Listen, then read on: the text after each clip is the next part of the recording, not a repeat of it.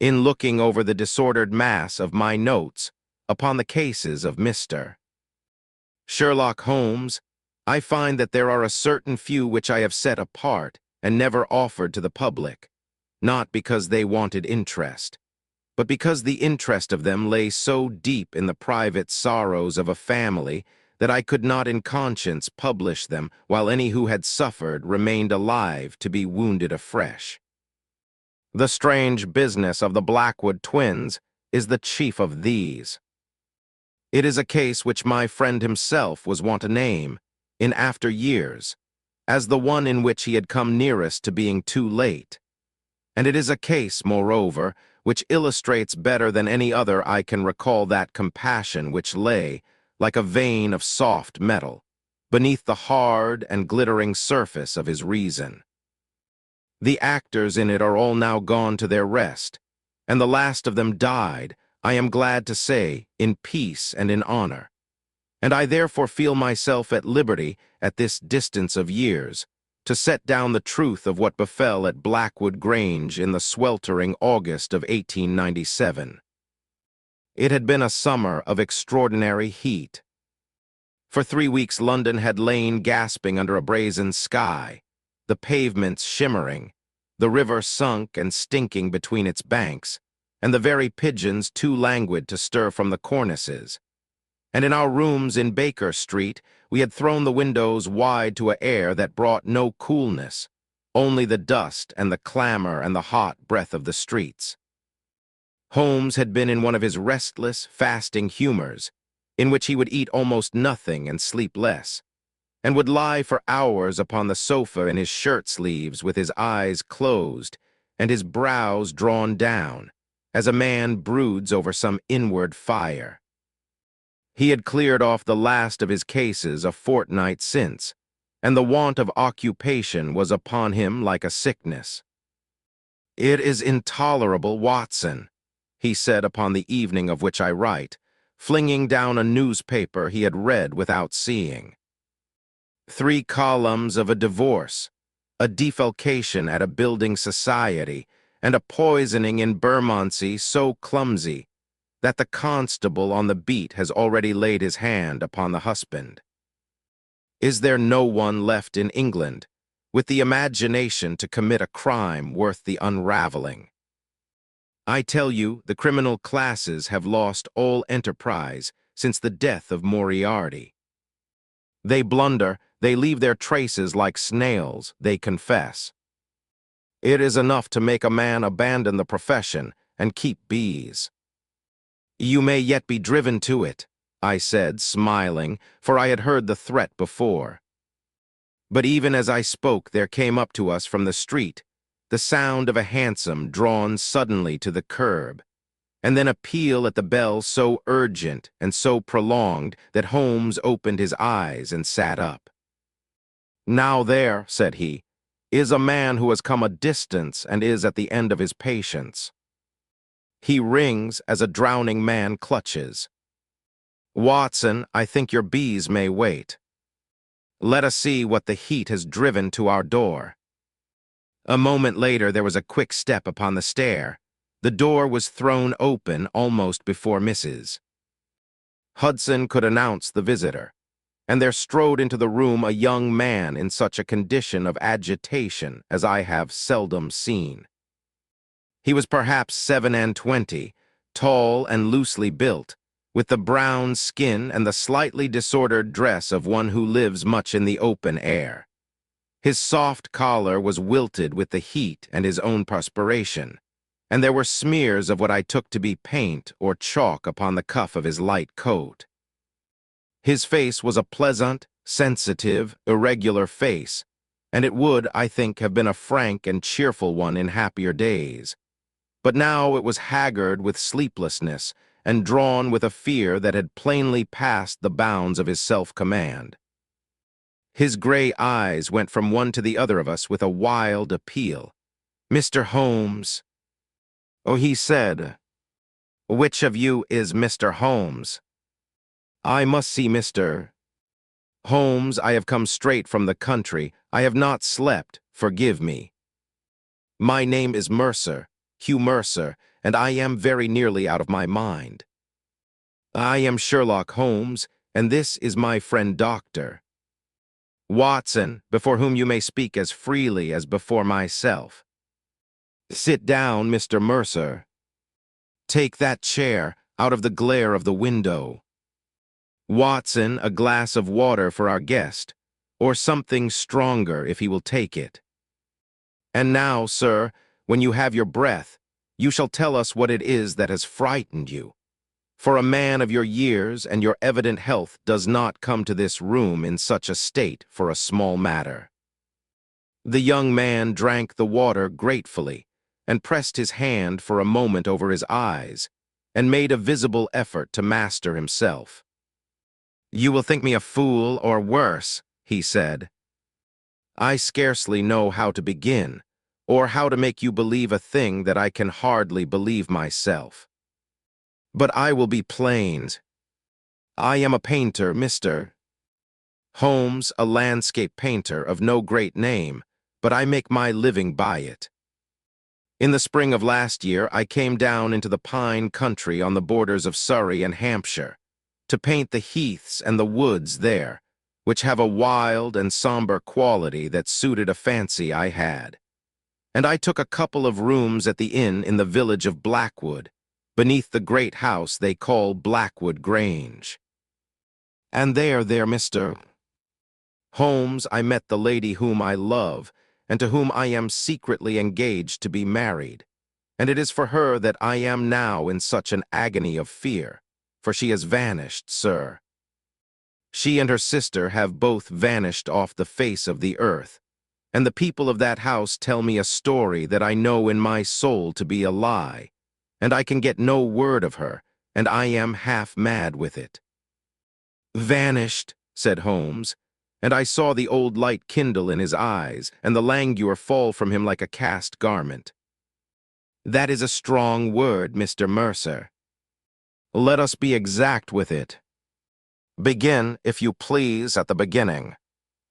Who is the lady, and who is her sister, and who are the people of the house? The lady is Miss Honoria Blackwood, said our visitor, and his voice softened and steadied upon the name, as a troubled water steadies when the wind drops. She and her sister Lavinia are twins, the Blackwood Twins they are called in those parts, the orphan daughters and the only children of the late Mr. Mordaunt Blackwood, who was the master of the Grange and died some 4 years ago. They are heiresses, I am given to understand, of a very considerable fortune which is held for them in trust. But I give you my word, Mr.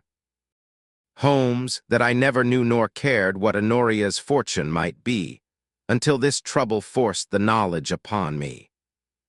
The household consists of the young ladies, of their aunt, Miss Adela Blackwood, their late father's sister, who has kept the house and been their guardian since his death, and of the servants.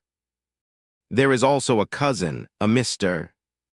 Roderick Blackwood, who is much about the place of late, though he does not live there, but I will come to him. And the twins, said Holmes. They are identical, I take it. Alike to the eye. As alike as 2 raindrops, sir, by all I have ever heard. But I must make a confession to you, and it is a strange one, and it lies at the very root of my unease. The young man leaned forward, and his hands gripped each other between his knees.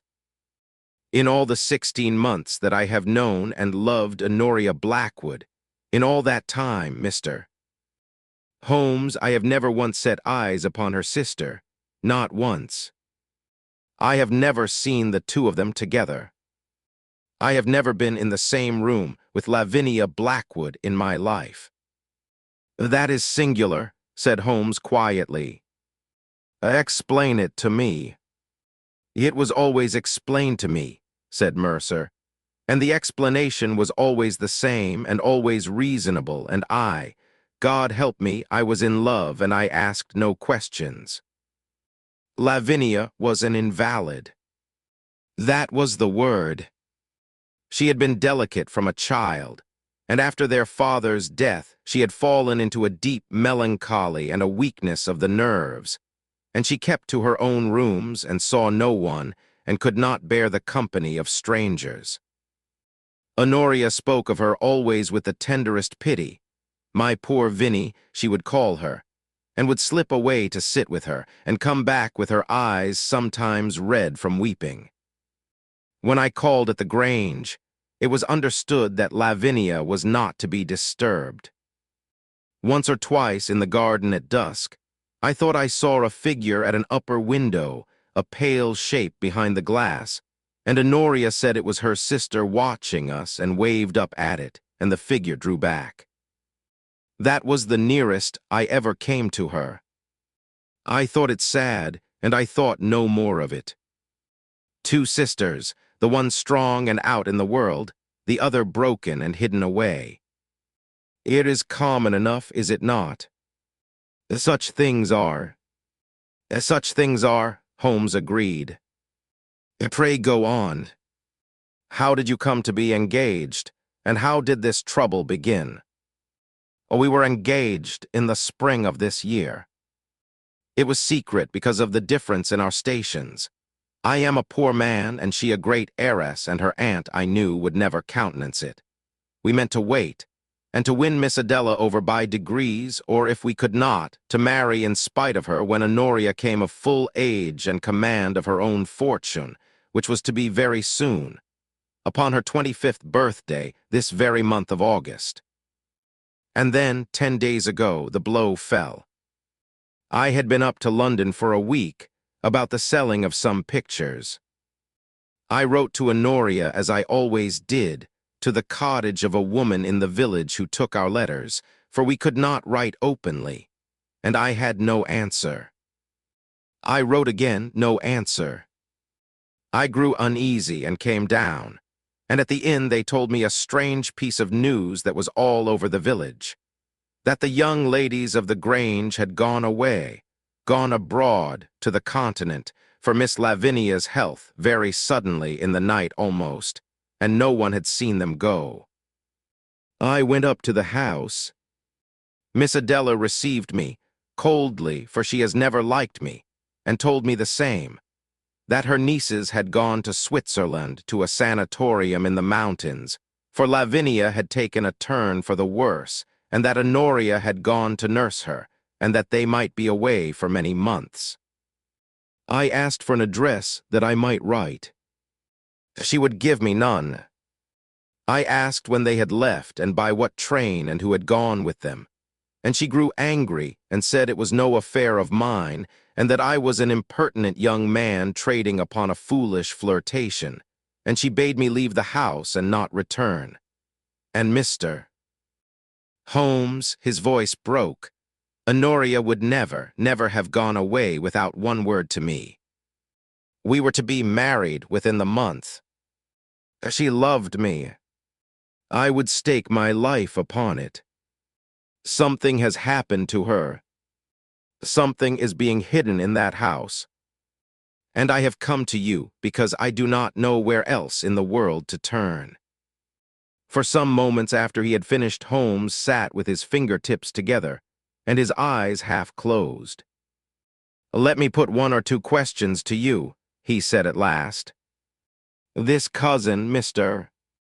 Roderick Blackwood, whom you say is much about the place. What manner of man is he, and what is his interest there? He is the heir, said Mercer, or so the village says, the next heir to the estate after the two sisters, being the only male of the name left. He is a man of 40 or so, hard and hungry-looking, with debts of his own, they say, and an eye always upon the Grange as though he reckoned it already his. He has been coming down a great deal this last half-year, and he and Miss Adela are forever shut up together over papers and business. I have no cause to love him. He looked at me once as though I were a poacher, and since this trouble I will own that my mind has turned to him with the blackest suspicions. For if anything were to befall the two sisters, Mr. Holmes, if they were to die or to disappear and be never found, is it not he who would come into all? It is a question worth the asking, said Holmes gravely. We shall ask it. Now, Mr. Mercer, you spoke of a fear that has passed all reason. You fear, I think, more than a runaway journey to Switzerland. Tell me the worst that is in your mind. The young man's face went gray, and he was silent a moment. There is a thing in that family, he said low, that hangs over it like a shadow, and that the village speaks of only in whispers. The twins' mother, Mr. Mordaunt's wife, she was a melancholy woman, and she died young, and she died in the Black Mere.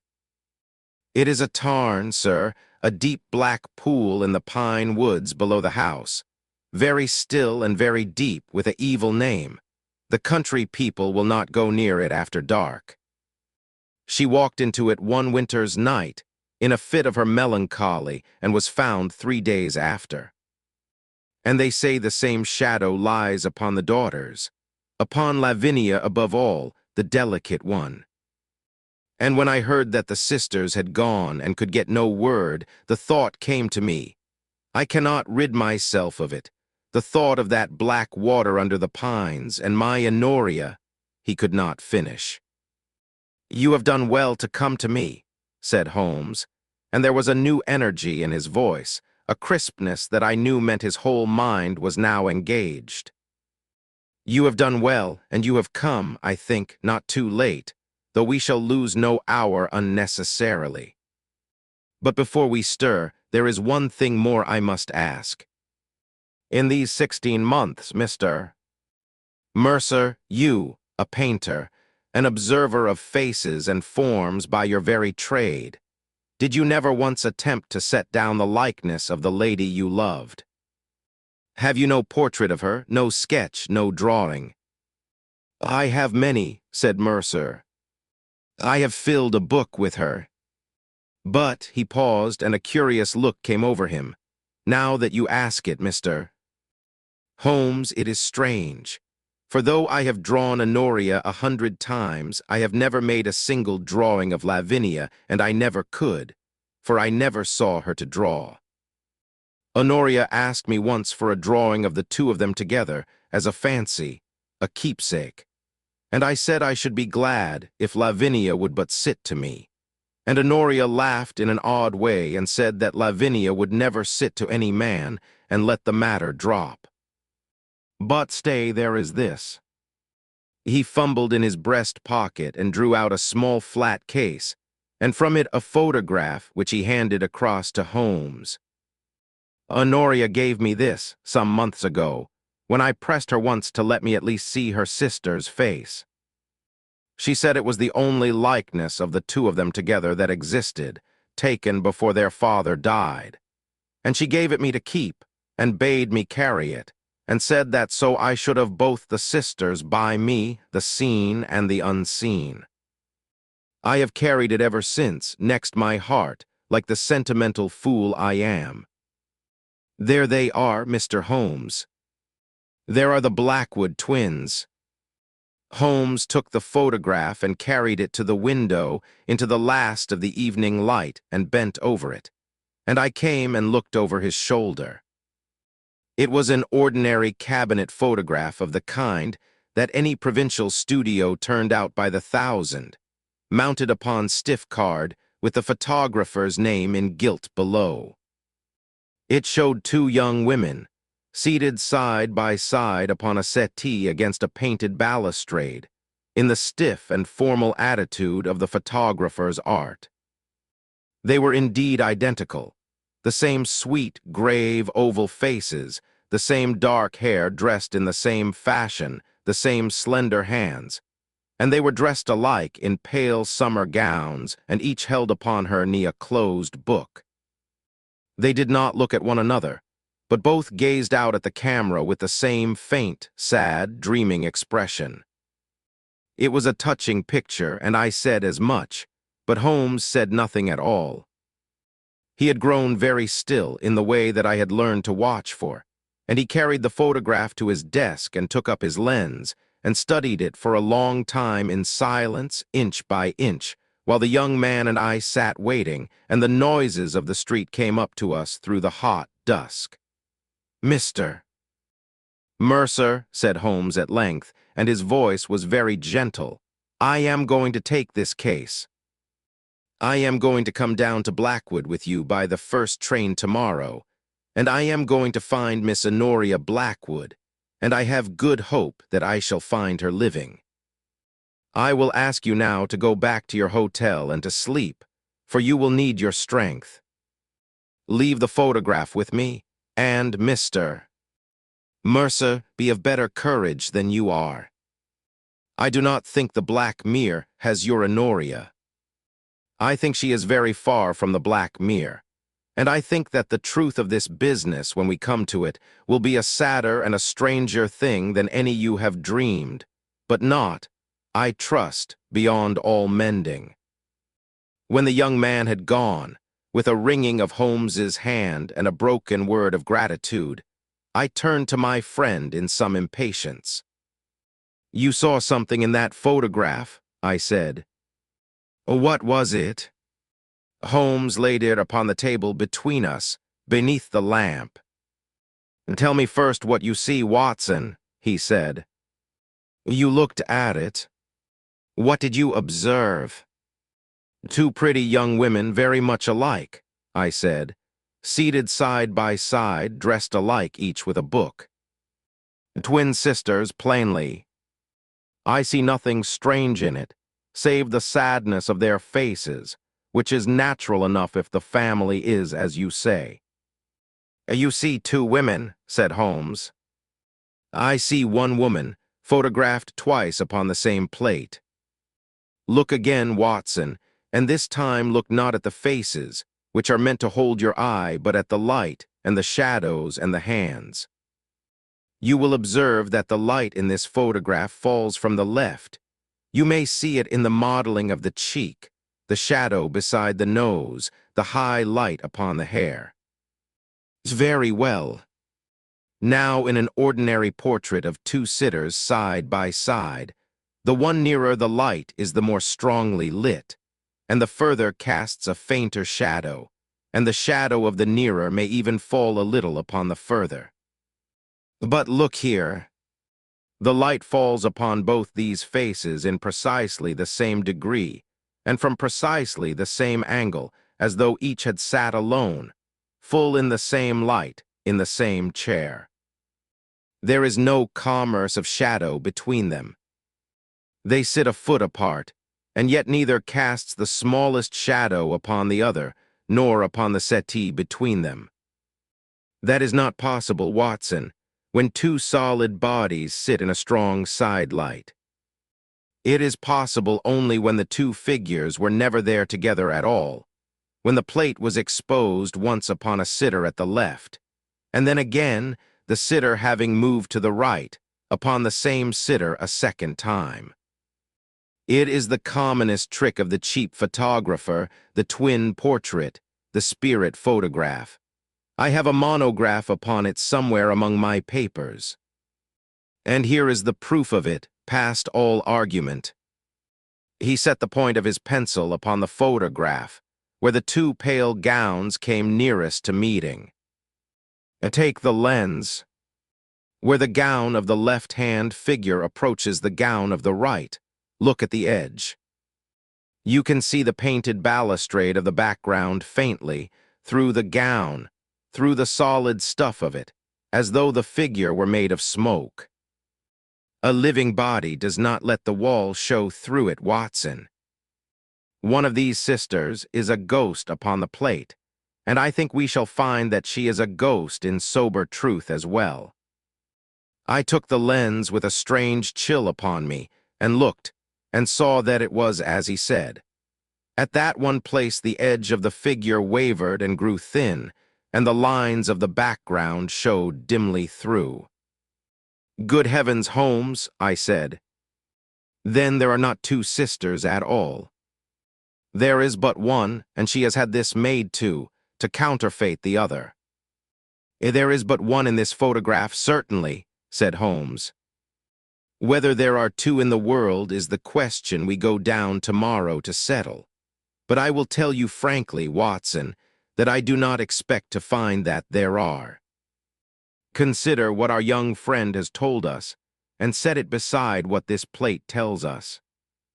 He has loved one of these sisters for 16 months, and has never in all that time seen the other, nor seen the two together. The other is always ill, always hidden, always just withdrawing from the window as he looks up.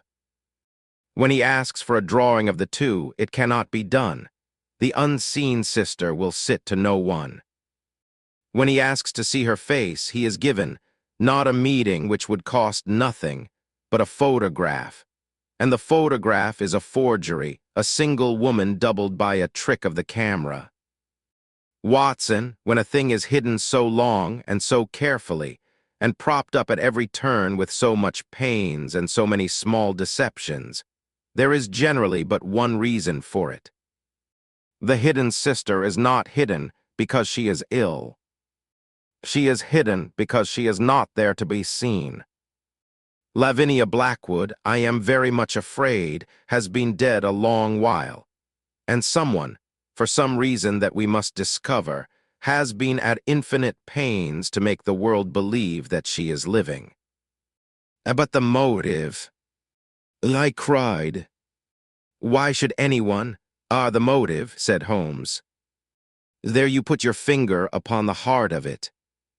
A great fortune held in trust for two sisters, a hard cousin who is the next heir, a guardian aunt who shuts herself up over business papers, a coming of age this very month. There is money in this, Watson, money and the terror of losing it. You may be sure of that. The precise shape of it we shall learn from the trustees, whom I shall visit in the city before we take our train. But money is only the half of it.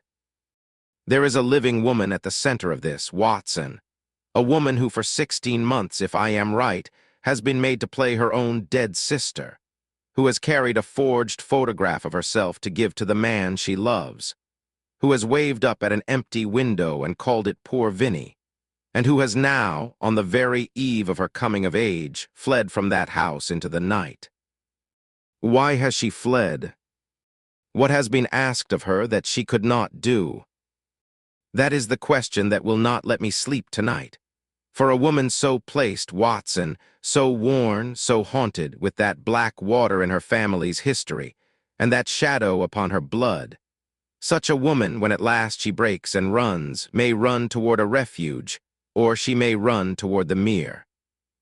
We must find which, and we must find it quickly. We were both of us silent for a time after that. The lamp hissed softly, the heat pressed in at the open window, and I looked at the touching, sorrowful photograph of the two sisters who were one, and felt the pity and the strangeness of it settle upon me like a weight. Holmes spent the early part of the next morning upon 2 errands in the city, while I saw to our small preparations for the journey, and he came back to Baker Street a little before noon with the grim, satisfied look of a man whose worst conjectures have been confirmed. I have seen the trustees, Watson, he said, as we drove to Waterloo through streets that already quivered with the heat. Messrs. Enderby and Pole, a most respectable and most uneasy firm. They were guarded at first, as such men are, but I was able to show them that I knew enough to make their further silence a danger to themselves, and then they were glad enough to talk. The position is this: old Mr. Mordaunt Blackwood, the father, was a man of strange and rigid temper, much embittered by his wife's death, and he tied up his fortune, some £80,000, besides the Grange and its lands, in a will of a very peculiar kind. The whole was left in trust to his 2 daughters jointly, but the capital was not to come to them, nor the trust to end, until both should have attained the age of 25 years. Mark that word both, Watson.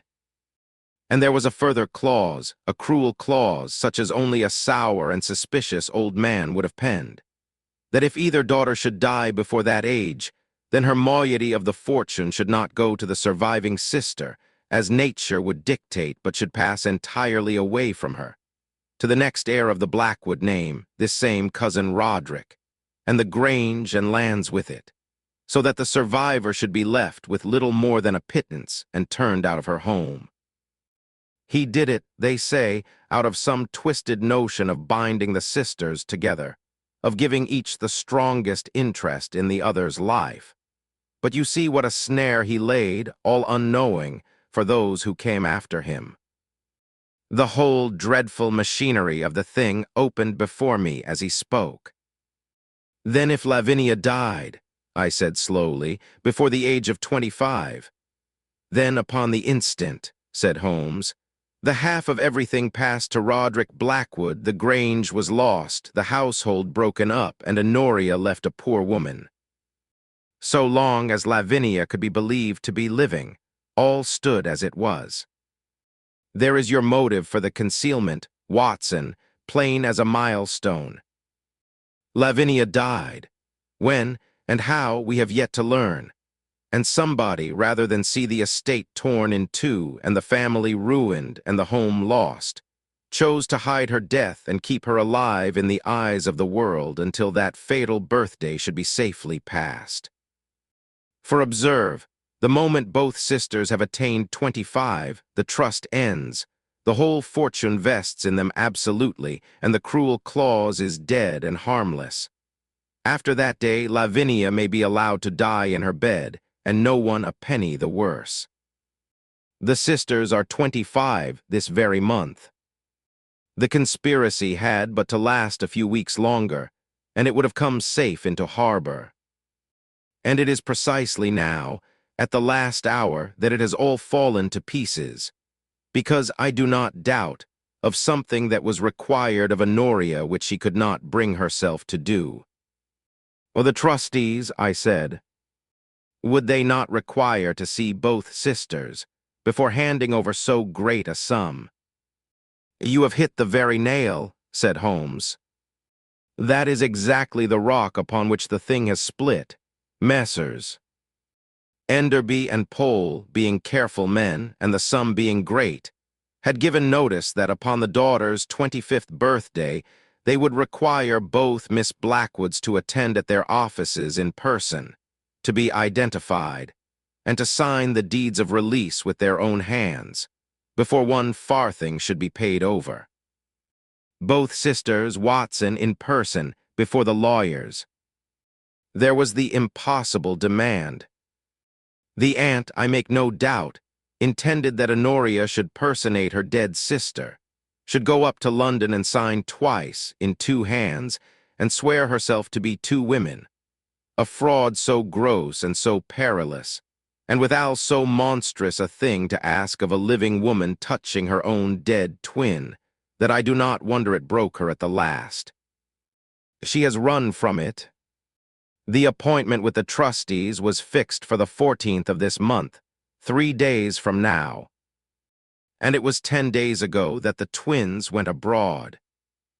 Honoria fled rather than do this thing, and the aunt, left without her one living puppet, and the great fraud collapsing about her ears, has put out the tale of the foreign journey to gain a little time, and to cover, perhaps, a frantic search of her own.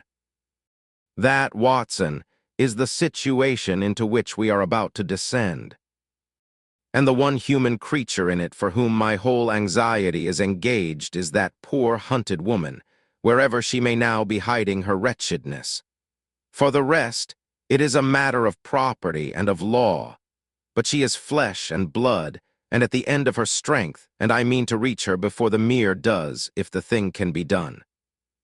The little branch line that served Blackwood set us down, in the blaze of the afternoon, at a small and drowsy station some 2 miles from the village, where a single fly was to be had. And we drove the rest of the way through a country the like of which I had not seen before in the soft home counties. for the road wound up out of the cultivated land into a region of dark and brooding pine woods, mile upon mile of them, the trees standing close and black and silent under the white sky, with a floor of red needles beneath that gave back no sound. And between the woods lay open heaths of ling and gorse, shimmering with heat, where the air danced and the only movement was the slow wheeling of a buzzard far overhead. It was a beautiful country, and a somber one, and there lay upon it, in that great stillness of the summer afternoon, an oppression that I cannot well describe, as though the bright heat were a lid shut down upon something dark.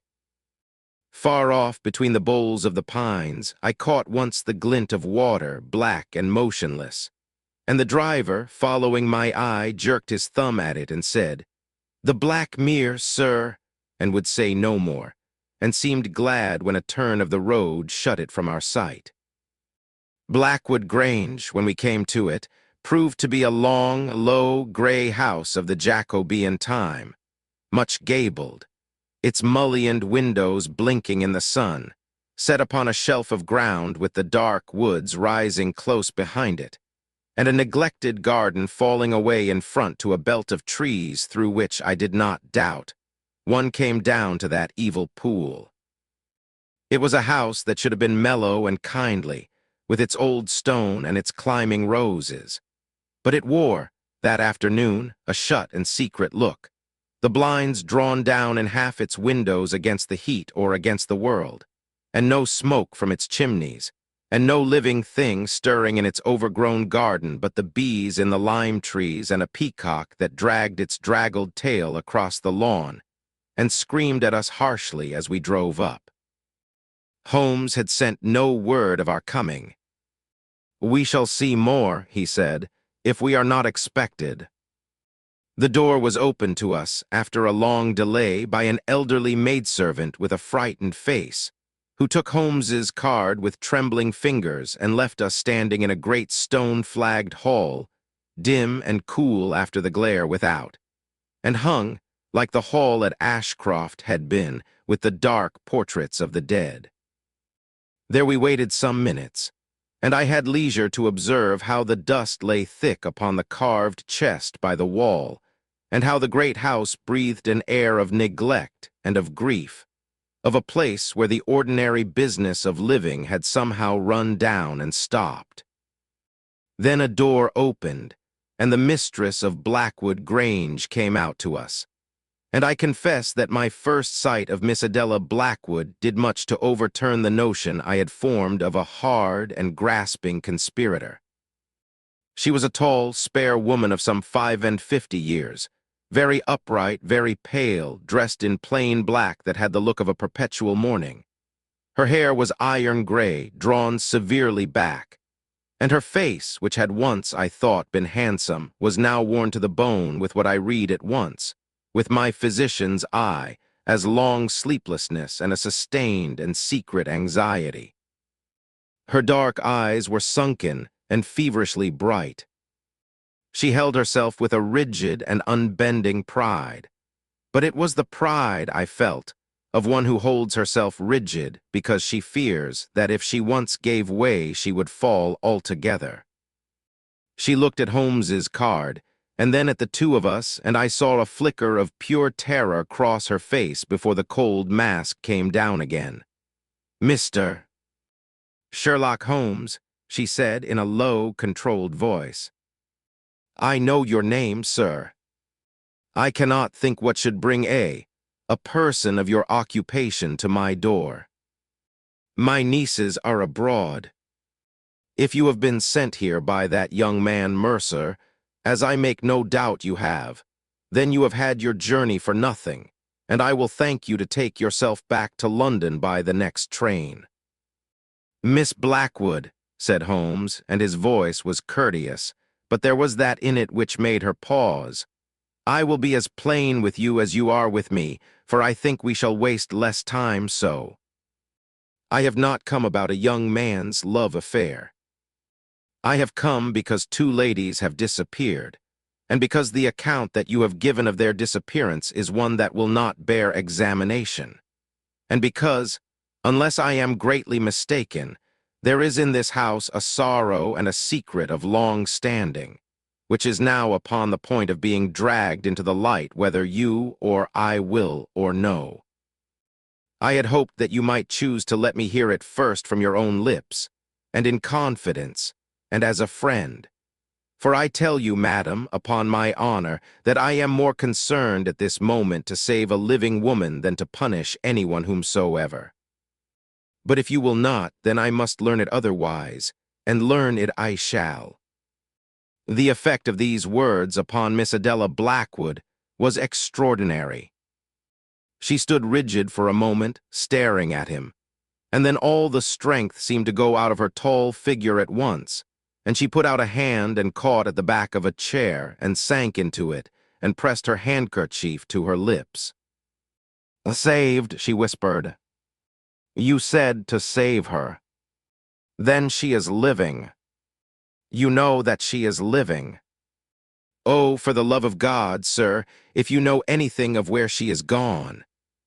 And there she broke down utterly, and wept, with the dreadful, tearing sobs of one who has held herself in beyond the bounds of nature for a very long time, and can hold no longer. It was some little while before she could command herself, and Holmes waited with that grave and patient courtesy that he could show to a woman in distress, and would not press her. When at last she looked up, the rigid pride was all gone, and there was only an old and broken and frightened woman who looked at us with imploring eyes. "I do not know who you are," she said, "or how you have come to know so much. But I am at the end of my strength and the end of my wits, and I think I am almost glad that it is over. You are right. There is a secret in this house. I have carried it 16 months, and it has been killing me by inches. And now Honoria is gone, and I do not know where, and I am out of my mind with fear for her, and there is no one, I dare so much as ask. If you are truly come to help her, then I will tell you everything, and may God judge between me and what I have done. For I meant it for the best, sir, whatever you may think of me when you have heard." "I meant it for the best." "I am sure you did," said Holmes gently. "Tell me in your own way. And take your time, for though we must act quickly, a few minutes spent in understanding will save us hours in the doing. Begin, if you will, with Lavinia. She is dead. Is she not?" The old woman gave a great shuddering sigh, as though the naming of the thing after so long were itself a kind of release. "She is dead," she said. "My poor, sweet, broken Lavinia. She has been dead these 16 months. She died in the March of last year. And she lies, God forgive us, she lies in unhallowed ground, in the old disused chapel at the end of the garden, where my brother's people were buried in the old days before the new church was built. And not a soul in the world has known it, until this hour, but myself and Honoria and old Martha, who was their nurse and is faithful to the death. I will tell you how it was. She was calmer now, with the calm of exhaustion and surrender, and she told her tale in a low, steady, mournful voice, while the dim hall darkened about us toward evening, and the peacocks screamed at intervals from the lawn. "You must understand my brother's will," she began, "and the cruel trap that was in it." And here she set forth, in substance, exactly that disposition of the property which Holmes had already learned from the trustees. The fortune held until both girls should be 25, and the savage clause that sent all to Roderick if either died before. "My brother was a hard and a haunted man," she said, "after his wife went into the mere, and he made that will, I do believe, out of a sick fear that one of his girls might do as their mother had done, and a notion that if each knew that her own death would beggar her sister, each would cling the harder to her life for the other's sake. It was a madman's reasoning. But there it stood, and we were all bound upon the wheel of it.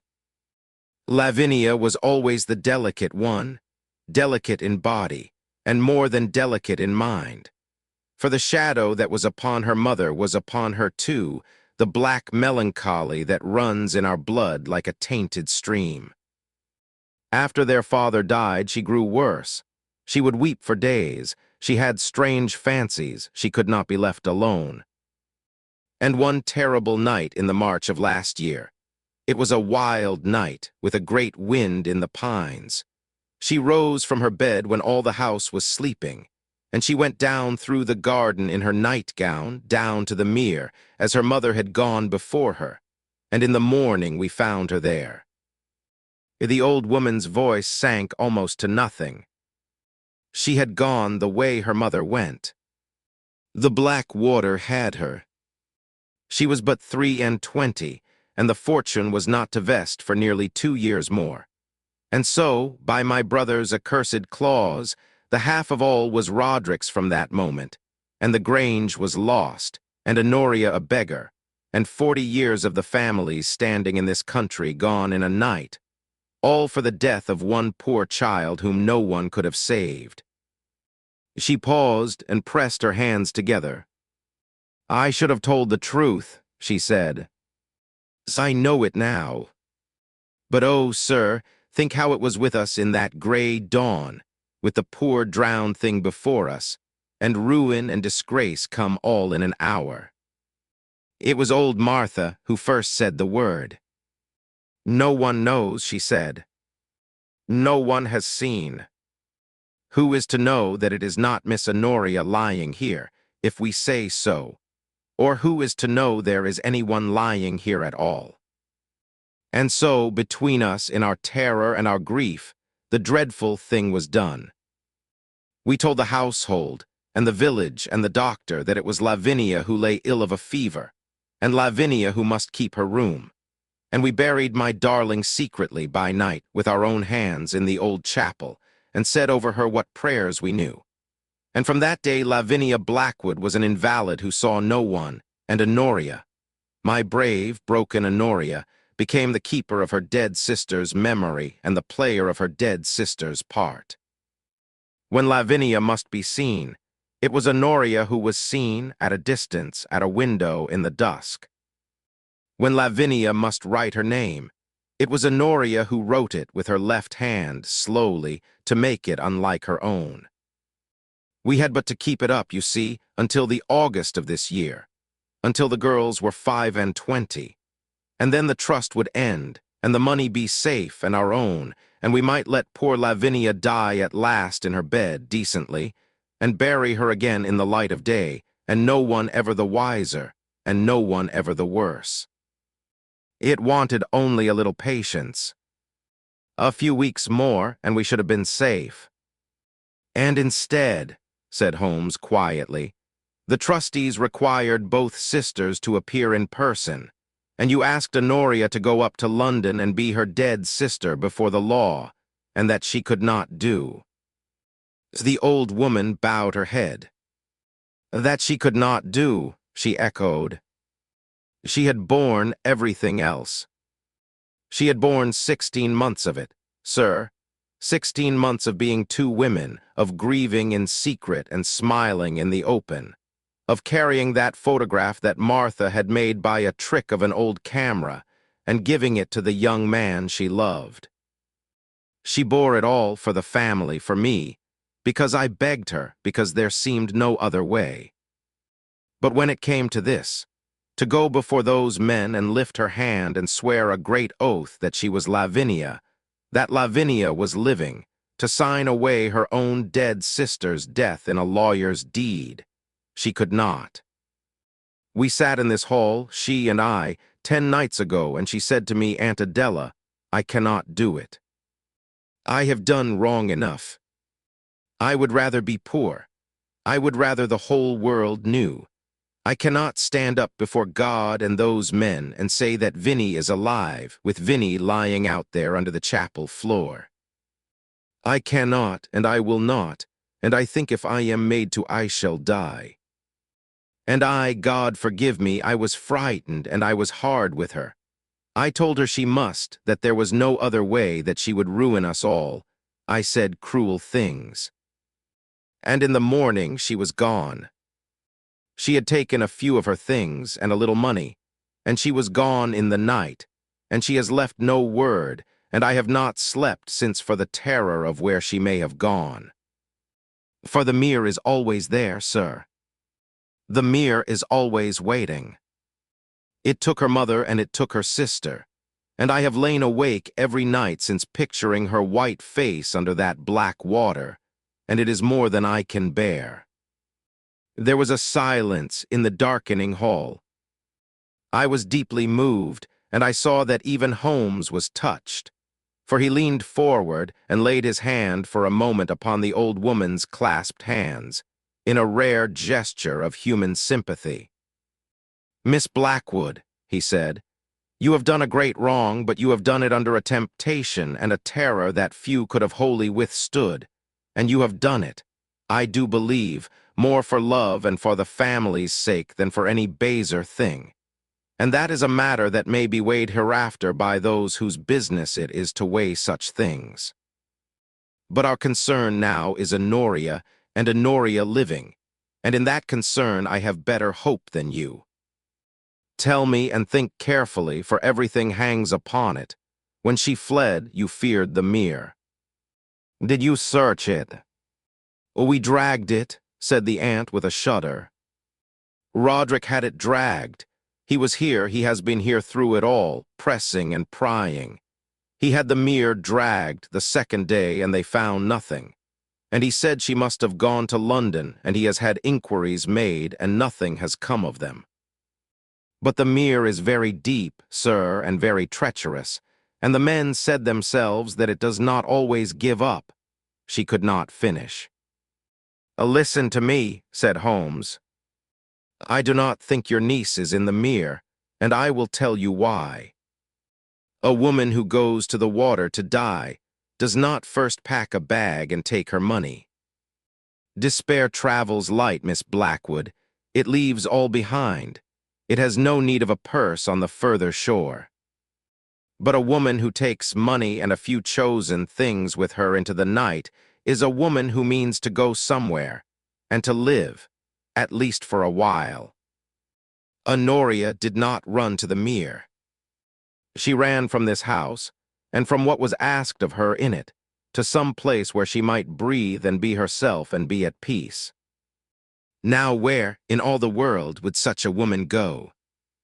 Not to a stranger, not to a hotel where she must be Honoria Blackwood and answer questions, but to some refuge of the heart, some place or some person bound up with all that was happiest and most innocent in her life, before the shadow came.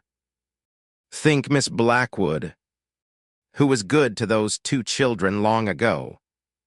Where were they happy? Is there some old servant, some old friend, some place of childhood, to which a hunted and heartbroken woman might creep home as a wounded creature creeps to its earth? The old woman's worn face was working as she thought. There is Martha, but Martha is here. There was their governess, but she is dead. There was, she stopped, and a light came into her eyes. There was old Tamsin, she said. Tamsin Roke, that was their first nurse, that had them both from babies and loved them as her own. She left us years ago when she grew too old for service, and my brother pensioned her, and she went back to her own country, to the sea, to a little place upon the Sussex coast where she was born, Burling or Burling Gap, some such name, a fishing place under the great white cliffs. The children went to her there one summer long ago before their mother died. I remember how they came back brown and laughing and full of it. It was the happiest time, I think, that they ever knew. They loved old Tamsin. If Honoria fled to any soul on earth, then it is to old Tamsin by the sea that she fled, said Holmes, rising to his feet with sudden energy. It hangs together, it is of a piece. It is exactly what such a nature in such an extremity would do. Watson, what is the hour? Past 7. Is there a train tonight? No, we cannot reach the Sussex coast tonight from this God-forgotten corner, search as we may. We should but lose ourselves in the dark among the branch lines. But we shall be away by the first train in the morning, and with any fortune we shall be at Burling Gap by noon. Miss Blackwood, you have done right at the last, and you may take this comfort to your pillow, that I believe your niece to be living, and I believe that we shall find her, and that not too late. Compose yourself as best you can. Say nothing to your cousin Roderick of what has passed between us, nothing whatever, you understand. And now my friend and I will take ourselves to the inn in the village, for I have a fancy to hear what the village has to say, and to be stirring early. He paused, however, with his hand upon the back of his chair. There is one thing I should wish to see before we go, he said, if it would not distress you too greatly, the rooms that were Lavinia's. I have built so much upon the conviction that no one has truly lived in them this year past, that I should like, for my own satisfaction, to set my eyes upon the proof. The old woman rose without a word, and took a candle, and led us up the great shadowy staircase and along a corridor of the older wing, where our footsteps woke hollow echoes and the candle threw monstrous shadows upon the paneling. And she unlocked, with a key from her own girdle, a door at the end, and stood back with her face averted to let us enter. It was a young girl's bedchamber, pretty and faded, with chintz curtains and a few watercolor drawings upon the walls and a little shelf of well-thumbed story books. But over it all lay the gray film and the still, heavy air of a room long shut away from the living world. The bed was made and had not been slept in. The dust lay even upon the coverlet. Upon the dressing table the silver-backed brushes were set out as for use, and powdered gray with dust. And upon a shelf beside the bed stood a row of medicine bottles, the very draughts, I did not doubt, that poor blind old doctor Hallam had sent in for his vanished patient, every one of them full to the cork and furred thick with dust, having stood there untouched since the day they came. There is, I think, no testimony in all the world so eloquent as that of an untouched thing. And as I looked upon those full and dusty bottles, the physic that was sent for the living and swallowed by no one, I understood, more wholly than any chain of reasoning had made me understand it, that no living creature had lain in that room for 16 months, and that all our talk of an ailing sister had been talk of the dead. "Thank you," said Holmes very gently, and we came away, and the old woman locked the door once more upon that sad and dusty shrine. We had reached the head of the stairs when there came from below the sudden noise of a horse ridden hard up the gravel, and then the clang of the great bell, and then, almost at once, a man's voice in the hall, loud and peremptory, demanding of the frightened maid where her mistress might be. Miss Adela Blackwood caught at the baluster, and her candle shook so that the hot grease ran over her hand unheeded. "It is Roderick," she whispered. "Oh, what shall I say to him?" He must not learn. You need say nothing," murmured Holmes. "Leave him to me, and be guided by whatever I may do." And we descended into the hall, where there stood, beneath the dim and watchful portraits, the man whom I had already, in my own mind, convicted of the blackest practices against these unhappy women. Roderick Blackwood was a tall, lean, powerful man of perhaps 40, with a hard brown face, a heavy jaw, and a pair of restless, light gray eyes that traveled quickly from one to another of us with a hungry and unquiet suspicion. He was booted and spurred for riding, and slapped his crop against his leg as he stood. and there was in his whole bearing a kind of impatient, masterful energy, the energy of a man hard-pressed and not over-nice as to how he should win clear of his troubles. He stared at Holmes and at me with open hostility. "And who in the world are these?" he demanded of his aunt, without ceremony or greeting. "More of young Mercer's friends, come prying about the place. I'll have no strangers in this house, Aunt Adela, while things stand as they stand. Matters are black enough without it." He swung round upon Holmes. "Who are you, sir, and what is your business under this roof?"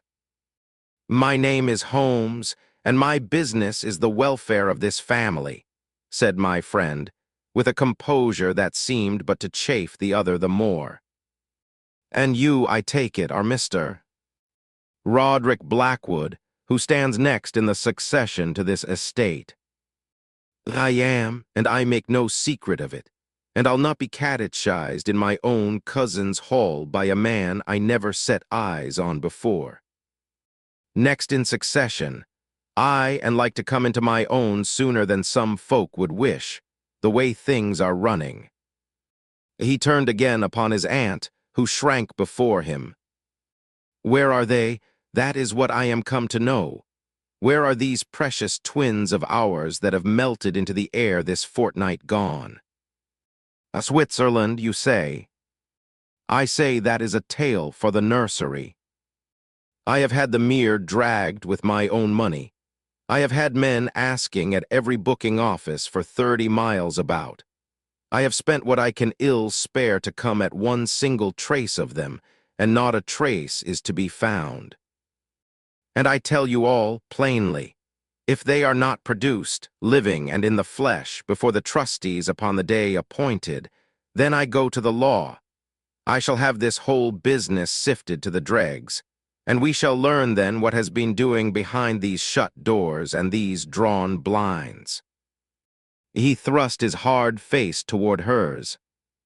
"You have hidden something in this house a year and more, Aunt Adela. I am no fool. I have watched it grow, and by the Lord I will know what it is before I am done. I was watching the man closely, and I will own that his violence and his threats did but harden the suspicion in which I held him. For here, thought I, is the very man who stands to gain all by the sister's ruin, blustering and bullying and prying, the living image of the guilty schemer who raises a great noise to cover the silence of his own dark work." But Holmes, I marked, regarded him with another sort of eye, a cool, weighing, almost a kindly eye, and when he spoke it was in a tone nearer to conciliation than to challenge. "Your anxiety does you credit, Mr. Blackwood," said he, "and your inquiries have been most thorough.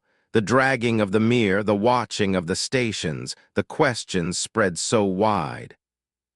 You have left no stone unturned to find your cousins. That is the conduct of a man who very greatly desires that they should be found. And what else, in heaven's name, should I desire?" Cried Roderick. "How am I to come into anything, while they are neither proved living nor proved dead, but only gone, and the whole estate hung up in the air, and the lawyers folding their hands and waiting? I want them found, living or dead, I care not which, and the thing settled one way or the other, and my own right made plain at last. I have waited long enough and spent enough, and I will wait no more." And with a few more hard words flung at his shrinking aunt, and a black and doubtful look at the two of us, he turned and strode out of the house as roughly as he had entered, and we heard him fling himself upon his horse and ride away into the gathering dark. "There, Watson, goes a sorely injured man," said Holmes dryly as the hoofbeats died upon the night, though he would stare to hear himself so described. "You suspect him. I read it plainly in your face. You have suspected him from the very first. Put it from your mind. A man who spends his own money to drag a mere, and to watch the railway stations is not the man who has spirited his cousins away into the dark.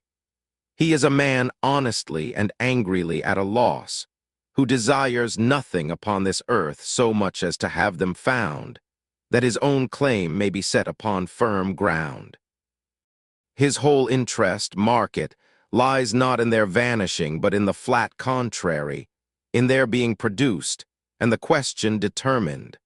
For until it is determined, he can lay his hand upon nothing. He is hard and grasping, and no man's friend but his own, but he is no conspirator. The plot, such as it has been, was woven against him, and not by him. And the bitterest jest in this whole sorrowful business is that the rough and greedy cousin, whom we are all so ready to cast for the villain, has been, this fortnight past, the one soul in the drama who was honestly and openly laboring to come at the truth. Remember him, Watson, the next time you are minded to read a man's guilt in a hard face and a hungry eye. We took our leave of that stricken house as the last of the daylight died in a smother of red behind the pines, and walked down the dusty lane to the village with the bats flitting about us in the warm dusk.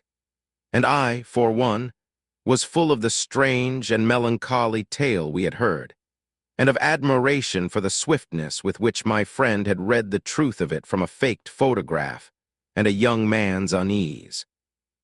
But Holmes was thoughtful and almost silent, and once he stopped in the lane and stood looking back at the dark mass of the Grange against the angry sky. "It is the saddest case, I think, that has come my way in years, Watson," he said. "There is no villain in it, or only a dead man's cruelty, working on from beyond the grave through the fears of the living. An old man's poisoned will, a tainted strain of melancholy, a drowned mother and a drowned daughter, and two more women, the aunt and the living twin, caught and crushed between the law's hard edge and the heart's soft one. And the worst of it is that they so nearly came through. A few weeks more, and the trust would have ended and the danger passed.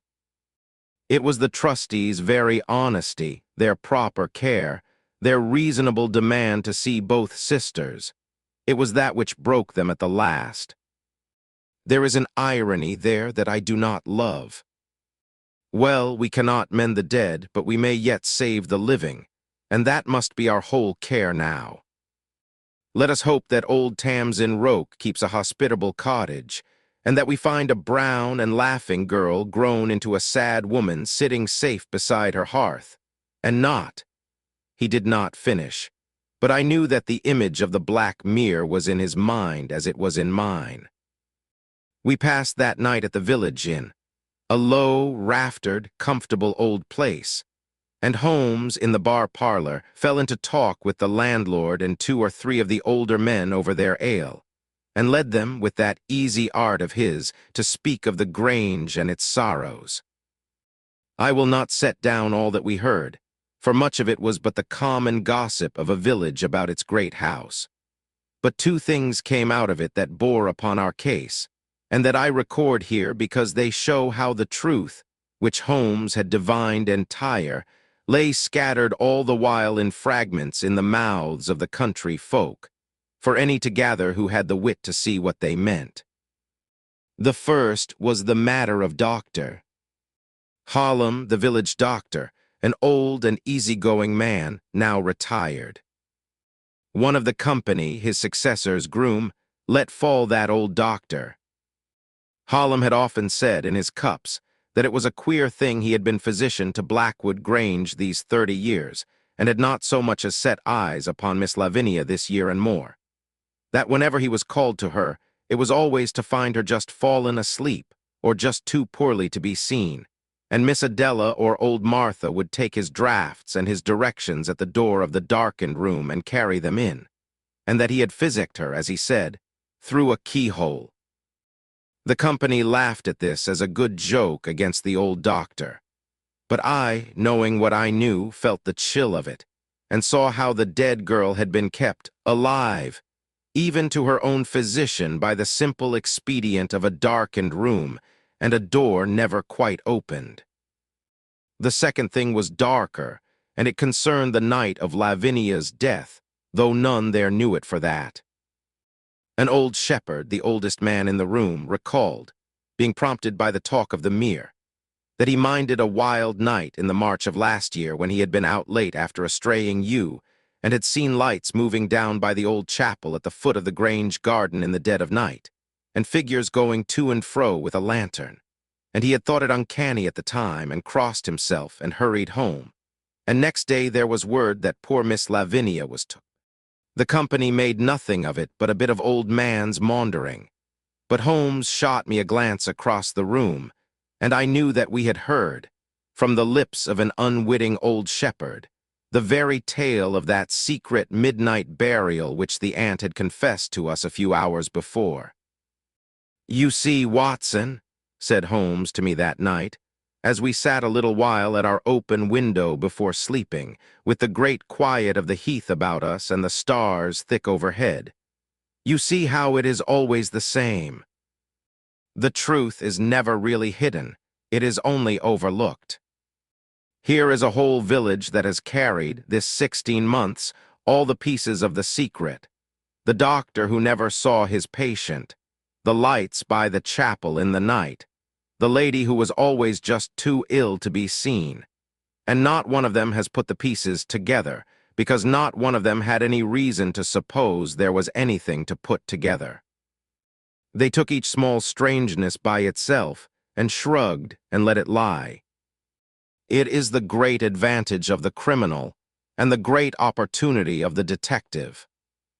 The criminal trusts that no one will trouble to assemble the scattered oddments of his deception, and he is nearly always right, for it is the rarest thing in the world, Watson, rarer than any talent, simply to look at what is there, and to ask oneself steadily what it must mean. Well, to bed. We have a long day and a sad errand before us, and I would not have us reach Burling Gap an hour later than we must. I shall pass briefly over the journey of the following day, which was long and wearisome, by branch line and junction, and at last by a slow coast train, through a country gradually changing from the dark pine woods of the heath to the bare green sweep of the South Downs, until in the early afternoon we came out at a little wayside halt within sound and smell of the sea, and hired a trap to carry us the last few miles to Burling Gap. The heat had broken in the night. A fresh wind blew off the channel, and great white clouds went sailing over the green shoulders of the downs. And after the brooding closeness of the pine country, there was something in that wide and windy brightness that lifted the heart in spite of itself. And yet I do not think that either of us spoke a dozen words upon that last stage of the road, for we did not know what we should find at the end of it, and the fear of the mere, though Holmes had reasoned it away, lay still like a cold hand upon us both. Burling Gap, when we came to it, proved to be no more than a handful of fishermen's cottages, huddled in a fold of the downs at the head of a steep little beach, beneath the soaring white wall of the great chalk cliffs that march away eastward there, range beyond range, toward Beaky Head. We left the trap at the top of the lane, and Holmes made his inquiry of a woman who stood at a cottage door with a child upon her hip, whether there dwelt thereabouts an old woman named Tamsin Roke, that had been a nurse in a gentleman's family. And the woman, after looking at us curiously, pointed to the last and loneliest of the cottages, set a little apart upon the very edge of the cliff, with a garden of sea pinks and a green door, and said that old Tamsin lived there alone.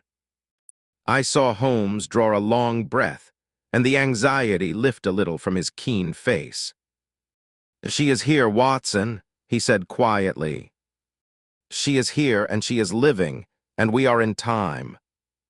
Now we must go very gently, for we have to do with a soul stretched to the breaking point, and a wrong word might do, even now, what all her sorrow has not done. Let me go forward alone, I think, and do you follow in a few minutes." He went down the little path between the sea pinks and knocked at the green door, and after a time it was opened by a very old, very small, very upright old woman, with a brown, wrinkled face like a withered apple and a pair of shrewd, kindly, suspicious old eyes. And I saw them speak together upon the threshold, the old woman barring the way at first with the fierce protectiveness of an old dog guarding its own, and Holmes bending to her, hat in hand, with all the gentle. What he said to her I did not hear, but presently I saw the old woman's face change and her hand go to her mouth, and then she stood aside, and Holmes beckoned to me, and we went in together out of the bright wind into the dim little parlor of the cottage, that smelt of salt and of dried lavender and of the sea. And there, by the small fire that burned even in August in that thick-walled room, in a low chair, with her hands lying idle in her lap, and her face turned toward the window and the sea, sat the lady whom we had come so far to find. I knew her in an instant for the original of the sorrowful photograph. The same grave oval face, the same dark hair, the same slender hands. But oh, how worn, how wasted, how marked with grief and sleeplessness beyond even the aunt's haggard looks.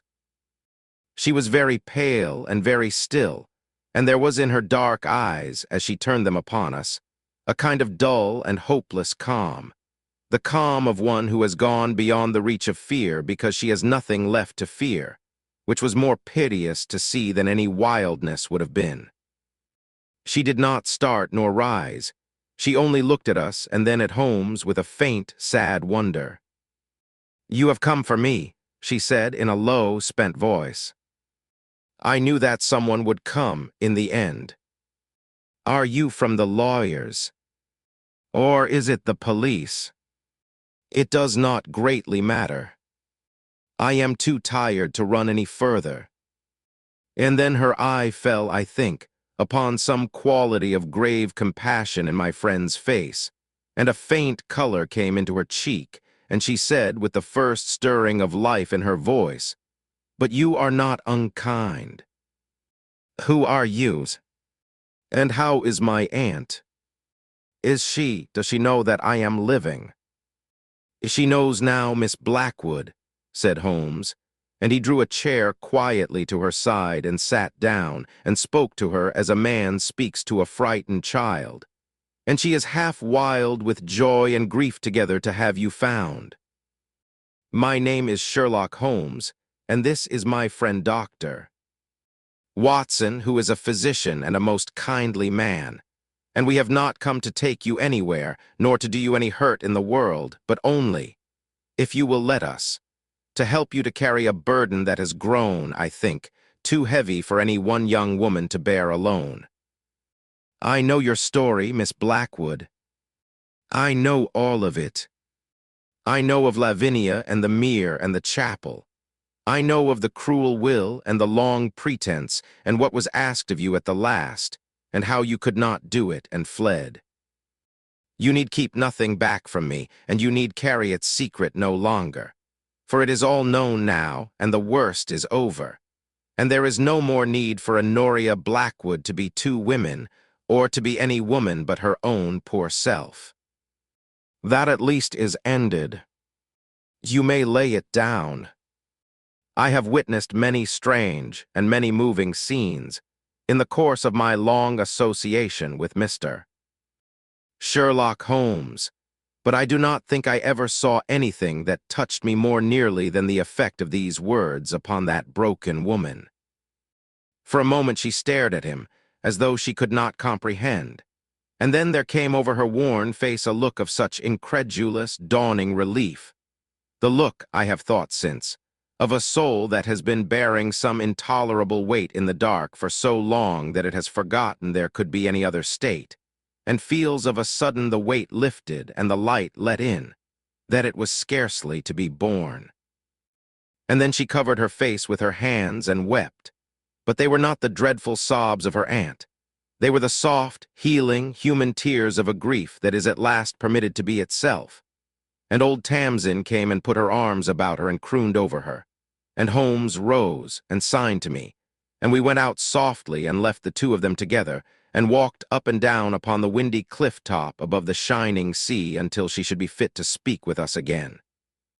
The rest may be very shortly told, for the mystery, as a mystery, was now solved entire, and there remained only that gathering up of the threads, and that settling of the human consequences, which in this case were graver and more delicate than any mere question of detection.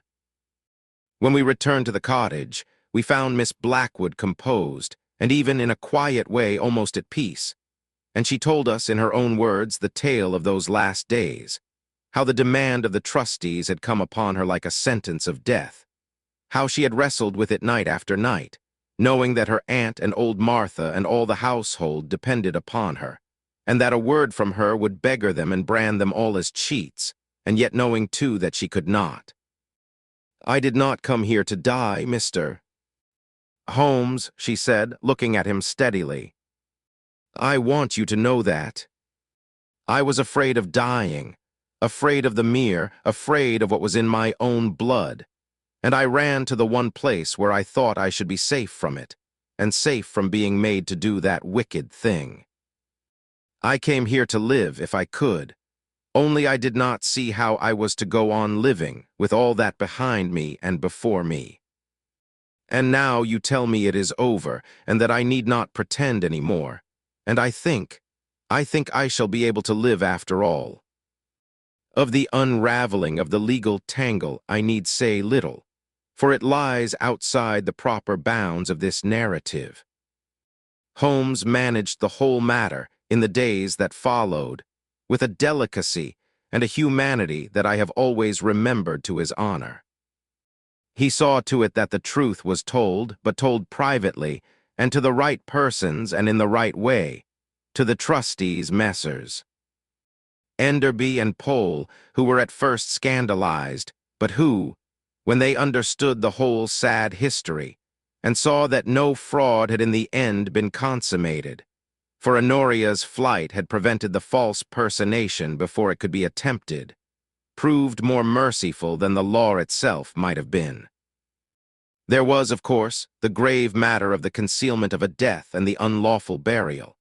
But here, too, when it was shown that there had been no foul play whatever in Lavinia's death, that it had been, beyond any question, the suicide of a melancholy and irresponsible girl, exactly as her mother's had been before her, and that the concealment, however wrong, had sprung from terror and family feeling and not from greed of personal gain, the authorities were content, after due inquiry, to deal with. Poor Lavinia was taken up at last from her unhallowed grave beneath the chapel floor, and laid decently and openly in the churchyard beside her mother, with the rites of the church and the tears of those who had loved her. And I do not think that any who stood by that second grave felt anything in their hearts but pity. The cruel will worked itself out, in the end, much as old Mordaunt Blackwood had decreed, though not as he had foreseen. Lavinia being now acknowledged dead, and dead before the vesting of the trust, her moiety of the fortune passed, by the letter of the law, to the cousin Roderick Blackwood, and the Grange and the greater part of the lands went with it. I had looked to find this man the villain of our peace, and had suspected him, as the reader will remember, of every blackness, and it is only just to him to record that, when the whole truth came out, he behaved a great deal better than I, for one, had expected. He was a hard man and a grasping, and he took what the law gave him. But when he learned the truth of the long deception, and of what his cousins and their aunt had suffered to keep him out of his inheritance, he was, I believe, genuinely shaken, and he made over to Honoria of his own accord a sum sufficient to keep her in modest comfort for her life. "Not as charity," he said gruffly, "but because no Blackwood that I know of was ever a beggar, and I'll not have it begin with my." It was roughly done, but it was not ill done, and it taught me, not for the first time, how rash it is to read a man's whole soul in his hard looks and his hungry eye. As for Miss Adela Blackwood, the aunt, she was never, I think, called to any formal account. For her health, which had been undermined by those 16 months of secret terror, broke down entirely under the relief of confession, and she did not long survive these events. She died that winter quietly at the cottage by the sea, whither Honoria had brought her to be nursed. And she died, I am glad to say, forgiven and at peace with her niece's hand in hers. And whatever wrong she had done, I cannot find it in my heart to judge her harshly, remembering the worn and frightened old face that had looked up at us in the darkening hall, and the broken voice that said over and over, "I meant it for the best." And Honoria, I am happy to be able to tell that Honoria Blackwood, freed at last from the dreadful double life that had so nearly destroyed her, recovered, by slow degrees, her health and her spirit and her peace. The sea air and old Tamsin's homely care, and above all the simple cessation of that intolerable strain, did their work upon her.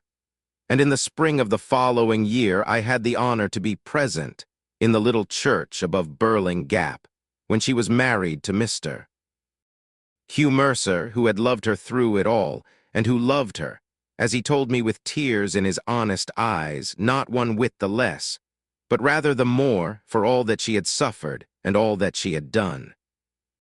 They were poor enough, the two of them, with the Grange gone and only Roderick's grudging annuity between them and want. But I have seldom seen a happier pair, nor a marriage that promised better. For there is a quality in a love that has been tried in such a furnace as theirs, and come through, which the easy loves of the fortunate seldom know.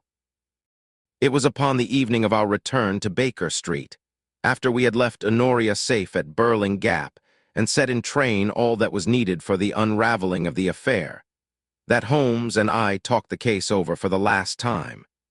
And as I had been, throughout, more than commonly slow to see my way in it, I begged him to retrace for me the steps of his reasoning, that I might understand by what road he had come so swiftly to the truth. "It was the photograph, Watson, first and last," said he, leaning back in his chair with his pipe drawing well and the old contentment upon him.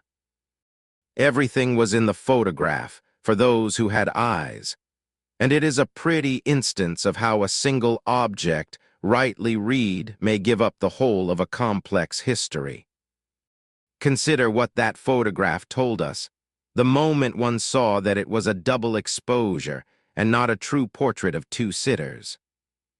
It told us that there did not exist, or that the family could not produce, a single genuine likeness of the two sisters together, which was a very strange thing if both sisters were alive and well, and a most natural thing if one of them was dead.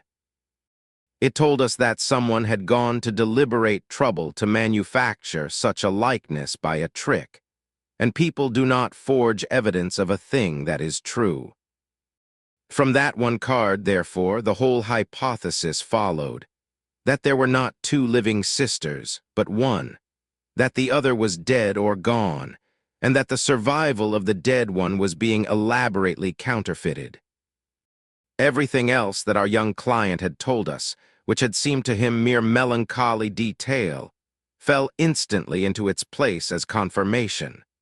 The sister never seen, never drawn, never met, always ill, always withdrawing, always just beyond the reach of any witness who might have told one twin from the other.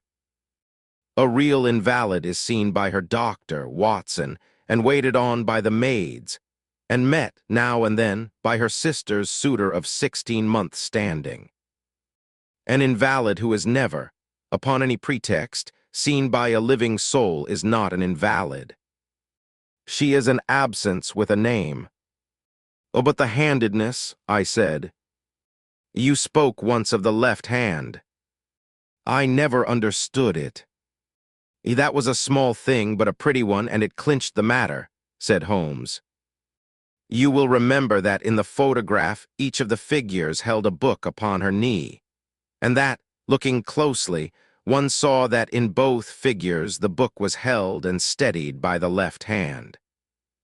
Now identical twins, Watson, are very often what the men of science call mirror twins, the one right-handed, the other left, the one's features and habits a looking-glass reflection of the other's.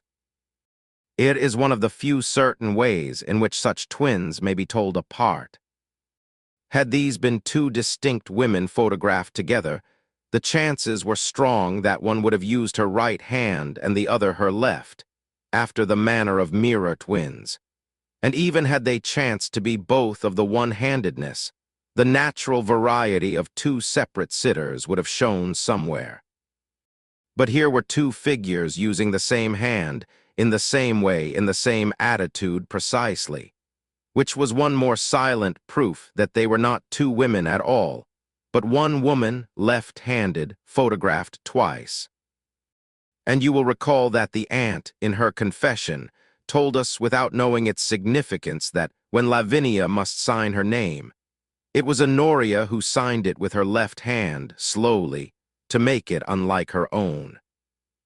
Honoria was the left-handed twin, and the dead Lavinia, her mirror, had been the right.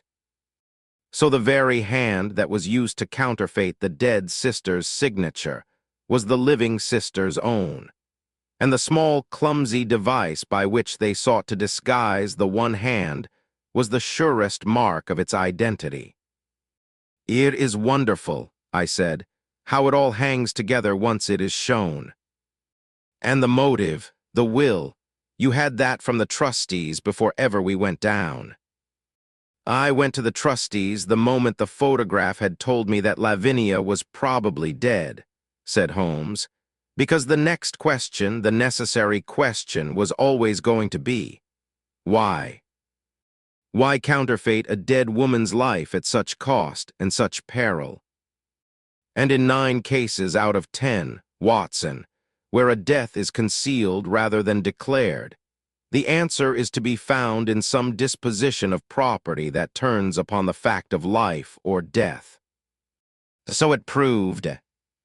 The will, with its monstrous clause sending the dead sister's share to the cousin, supplied the whole engine of the tragedy, and the date of the vesting, this very month, supplied its urgency and its climax. From that point the thing was no longer a mystery at all, but a race, for I saw that the conspiracy must be on the very edge of collapse, a thing that had to last only until the birthday, and yet had now, 10 days before the birthday, blown suddenly to pieces, and I asked myself what could have shattered it at the 11th hour, and the trustees' requirement that both sisters appear in person gave the answer. The whole sad inwardness of the case lay open. A living woman asked to swear herself her own dead twin, and breaking and fleeing rather than do it. After that, all that remained was to find her before she came to harm, and that was a matter not of deduction but of sympathy, of asking oneself whither such a woman, in such an agony, would fly. And the answer to that, as it generally is, was toward the last place where she had been loved and safe and a child. I am only thankful, Watson, that we read it aright and were in time. Another day or two of that lonely brooding upon the cliffs, with the family shadow upon her and the sea below. I do not like to think of it. As it was, we came, I think, near enough to the edge. He was silent for a little, gazing into the empty grate, and when he spoke again it was in a lower and a graver key, very rare with him. "It is a case I shall not easily forget," he said, "and not for any cleverness in the solving of it, which was slight enough, but for the thing itself. We are accustomed, you and I, to crimes that spring from greed or hatred or fear, and that have at their center some hard and wicked will that we may track down and bring to justice with a clear conscience. But here was no such thing. Here were only ordinary, loving, frightened people, caught in a snare that a dead man's bitterness had set for them, and struggling deeper into it with every move they made to escape. And the more I unraveled it, the less I found anyone whom I could honestly wish to punish, and the more I found to pity. The true author of all the mischief was old Mordaunt Blackwood, who tied up his girls' lives in that cruel and distrustful will out of his own soured heart, and who was safe in his grave before the harvest of it ripened. There is a lesson in that, Watson, for those who think they can rule the living with the dead hand of a legal document, and bind love and grief and human weakness in the chains of a clause. They cannot. They only twist what they meant to guard. Well, it is over. The living are as safe as we could leave them, and the dead are decently at rest at last. And I, for one, am content. Hand me the violin, there's a good fellow. After such a history as this, a man has need of a little music to remind him that the world is not all wills and weirs and weeping, and the evening, for a wonder, has turned cool enough to play.